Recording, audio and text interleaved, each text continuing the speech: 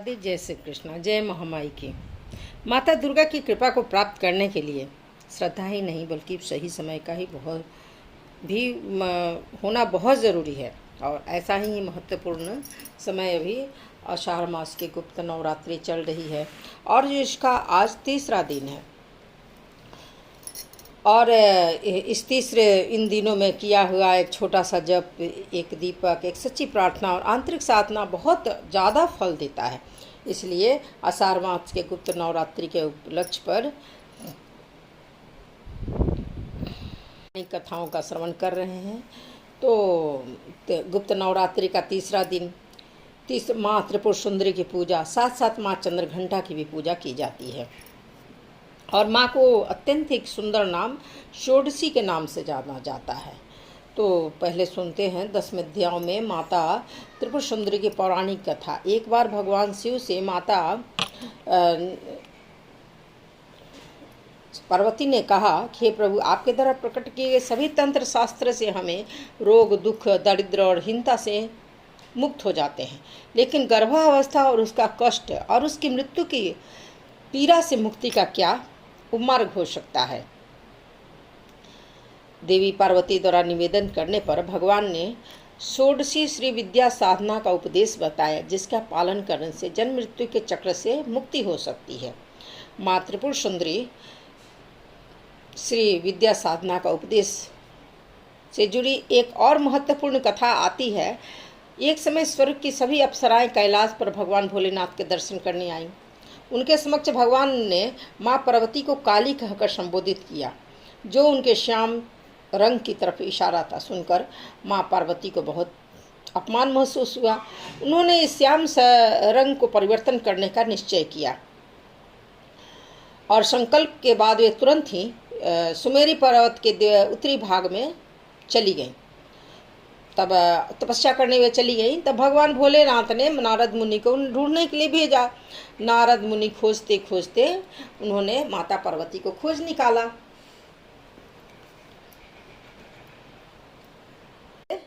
ये पार्वती जी से नारद मुनि ने झूठ बोला कि भगवान भोलेनाथ फिर से विवाह की तैयारी कर रहे हैं। सुनकर पार्वती जी ने एक अत्यंत सुंदर अद्वितीय रूप धारण किया और तुरंत उस सुंदर और अद्वितीय रूप को धारण करके कैलाश की ओर प्रस्थान कर गईं। जब ये भोलेनाथ के पास पहुंची तो और उनके हृदय में उन्होंने अपना प्रतिबिंब में देखा तो उन्हें लगा यह किसी अन्य स्त्री की छाया है और वे बहुत क्रोधित हुई। तब भगवान भोलेनाथ ने माता को समझाया कि देवी, ध्यान से देखिए, मेरे हृदय में केवल आपकी ही छाया है। तब देवी ने ऐसा ही किया और सत्य जान के तब ये शांत हुए। भगवान उस समय भगवान भोलेनाथ बोले, आप तीनों लोक में सर्वाधिक सुंदर आपने रूप धारण किया है।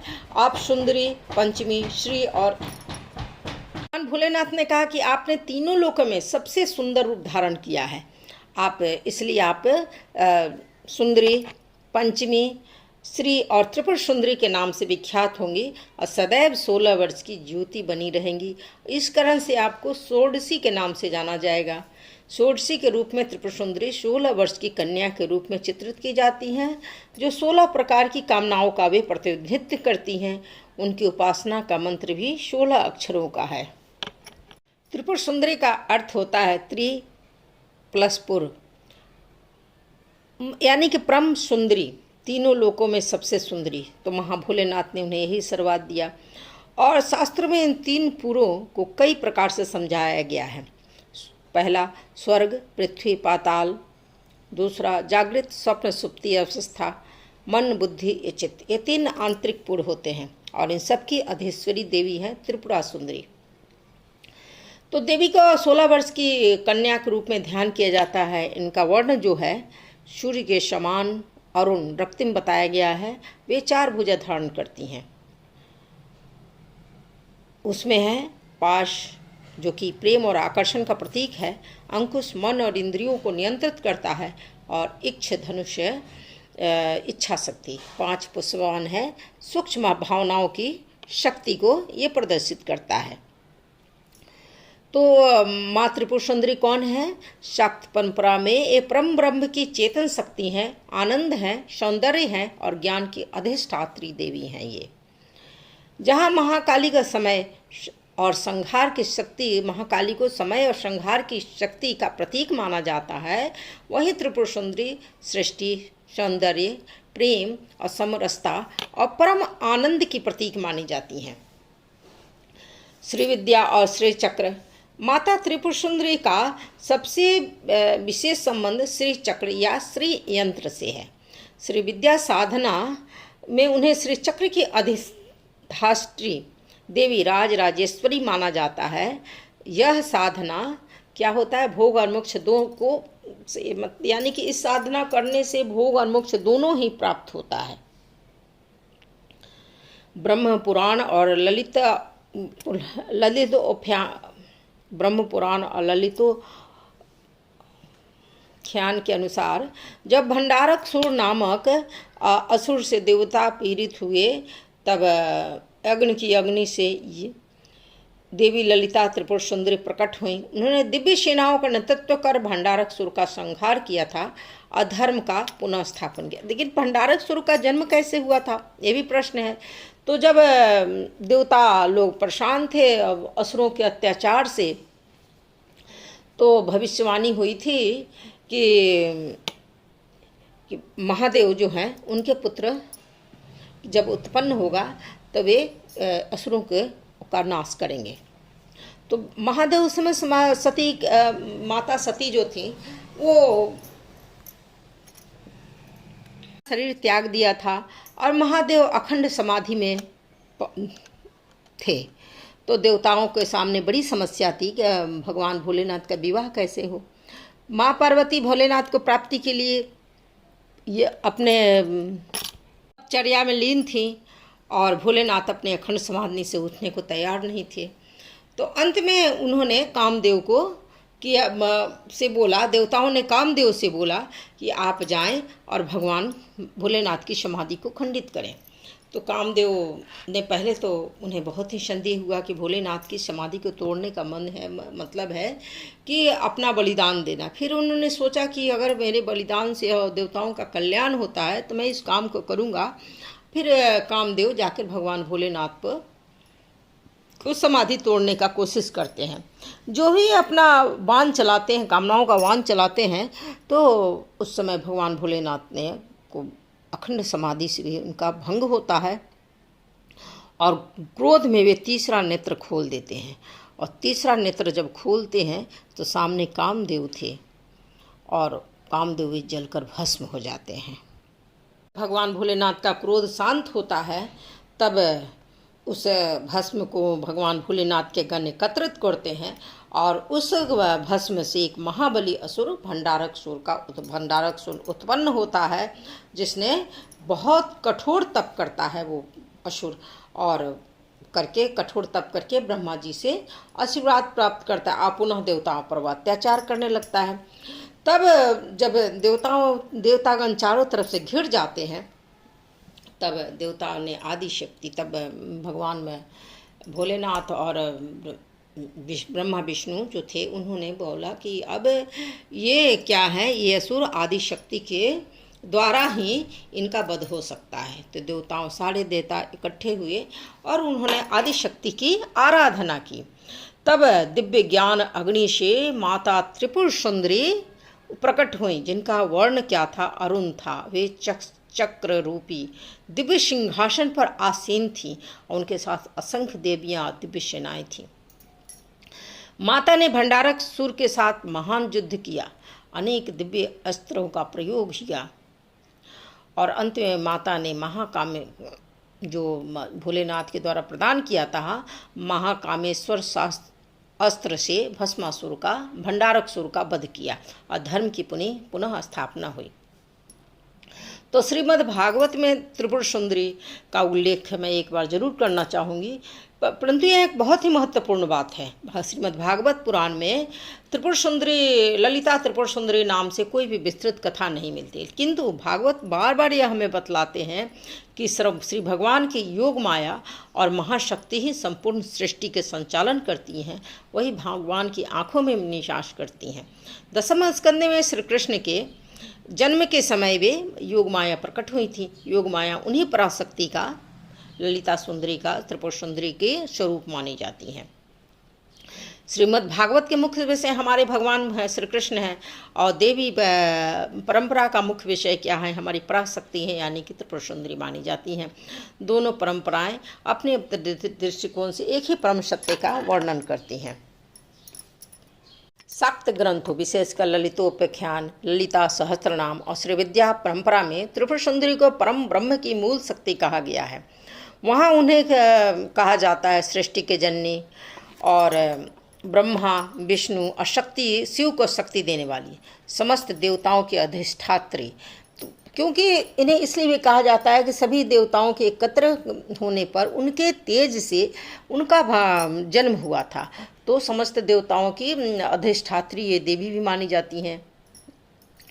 तो भगवान श्रीमद् भागवत की दृष्टि से देखें तो भगवान श्री कृष्ण स्वयं भगवान हैं। उनकी आंतरिक शक्ति योग माया आह्लादनी शक्ति तो उनसे अनभिज्ञ है, यानी कि उनकी आह्लादनी शक्ति हैं।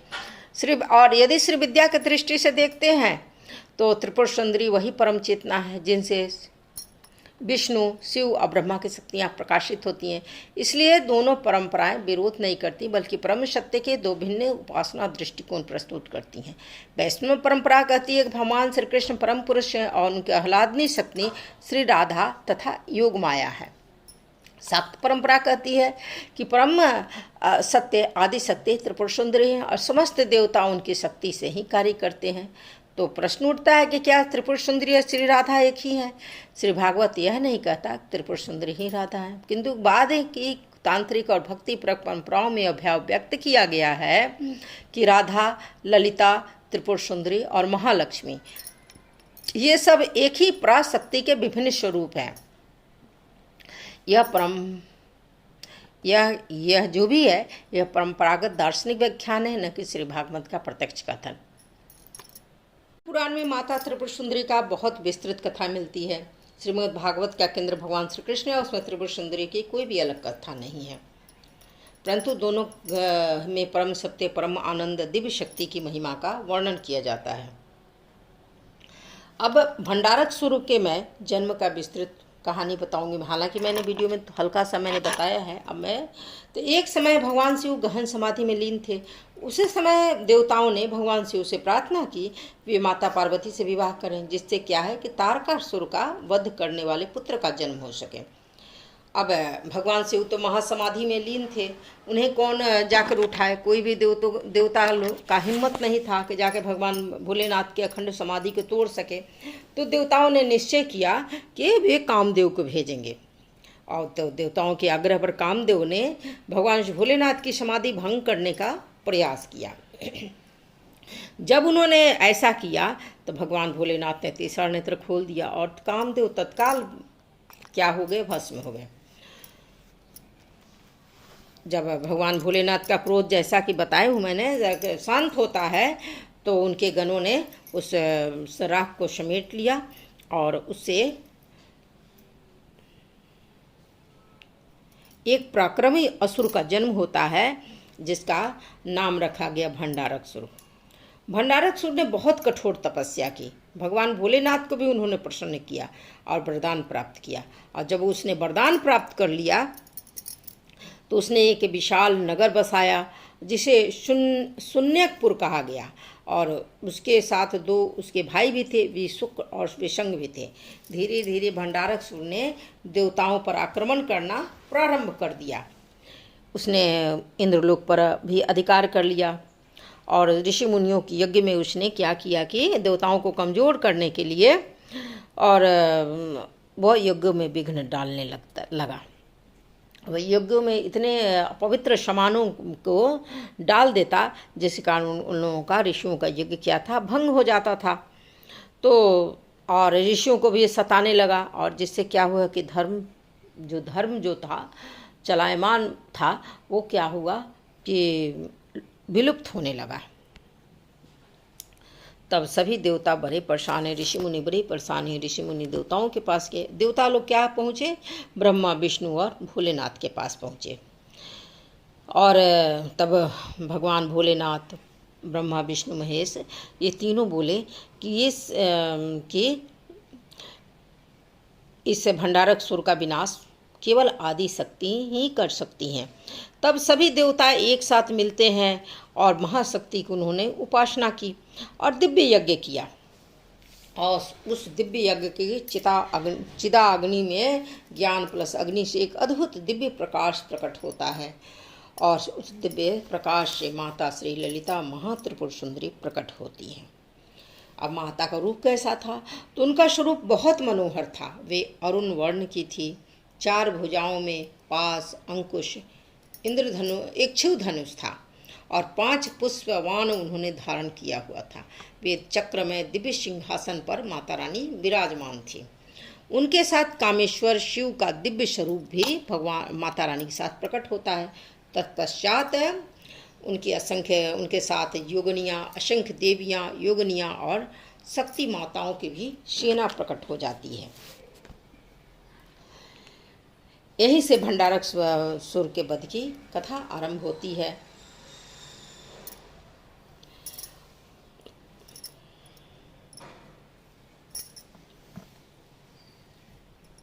और जब इधर भंडारक सुर को मालूम पड़ता है, ज्ञात होता है कि देवताओं की सहायता के लिए एक दिव्य देवी प्रकट हुई हैं, तो बहुत क्रोधित हो उठता है।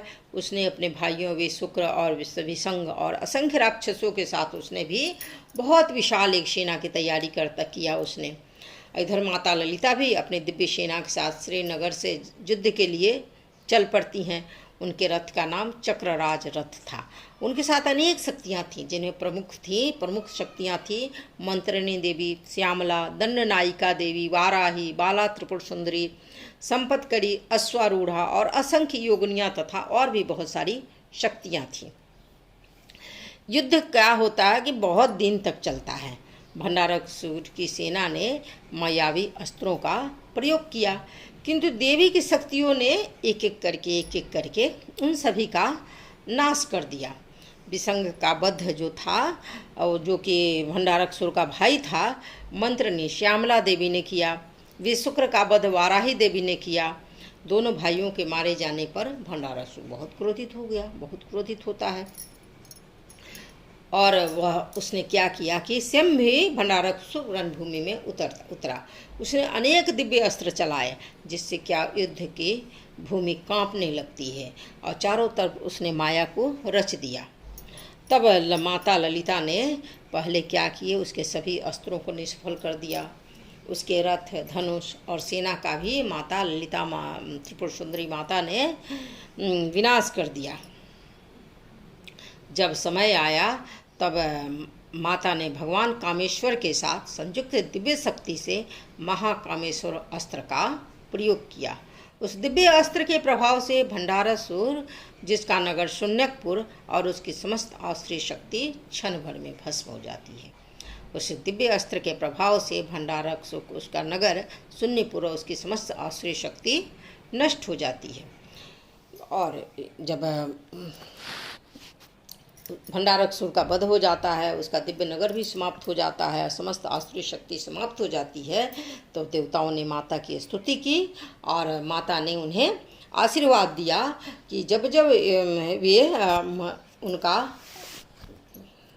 करेंगे तब तब वे उपस्थित होकर उन्हें भय से मुक्त करेंगी और धर्म की स्थापना करेंगी। तो जब जब धर्म की हानि होती है तो देवता पुनः पुनः बार बार माता रानी का स्तुति करते हैं और माता रानी प्रकट करके होकर पुनः धर्म की स्थापना करती है। तो भंडार, इसका आध्यात्मिक अर्थ होता है भंडारसुर अहंकार, अज्ञान और वासनाओं का प्रतीक है। विशुक विकृत बुद्धि का प्रतीक है और विसंग आसक्ति और विषय बंधन का प्रतीक है। माता ललिता देवी या त्रिपुर सुंदरी माता परम ज्ञान, करुणा और दिव्य प्रेम की वे शक्ति हैं। जब भी साधक माता की कृपा प्राप्त करता है तब उसके भीतर से आश्रय दोष का मतलब धीरे धीरे समाप्त होता है। यही कारण है कि ललिता उपाख्यान में इस युद्ध को केवल बाहरी युद्ध नहीं बल्कि आत्मिक साधना का भी प्रतीक माना गया है। देवताओं ने माता रानी की जो स्तुति की थी और बार बार प्रार्थना की थी, अगर हम भी उस प्रार्थना स्तुति को करें तो माता रानी की प्रसन्नता को प्राप्त कर सकते हैं। हे जगत जननी, हे आदि शक्ति, केवल हम आपकी ही शरण हैं, आप ही धर्म की रक्षा कर सकती हैं, आप ही इस अधर्म का अंत कर सकती हैं। देवताओं की निष्कपट भक्ति और तप और प्रार्थना से संपूर्ण दिशाएं मंत्रों से गूंज उठी थी उस समय, और वातावरण बहुत पवित्र हो गया था। उसी समय चारों तरफ से अलौकिक प्रकाश उत्पन्न हुआ था और माता रानी का प्रादुर्भाव हुआ था। और माता ने उन्हें आशीर्वाद दिया था कि जब जब धर्म की हानि होगी और जब जब उन्हें आवश्यकता होगी, वे पुनः पुनः रूप धारण करेंगी और देवताओं की सहायता करेंगी। तो बोलिए जगज्जननी माता की जय, कल्याणी त्रिपुर सुंदरी माता की जय। भक्तों, अगर आप लोगों की कथा अच्छी लगे लाइक करें, सब्सक्राइब करें और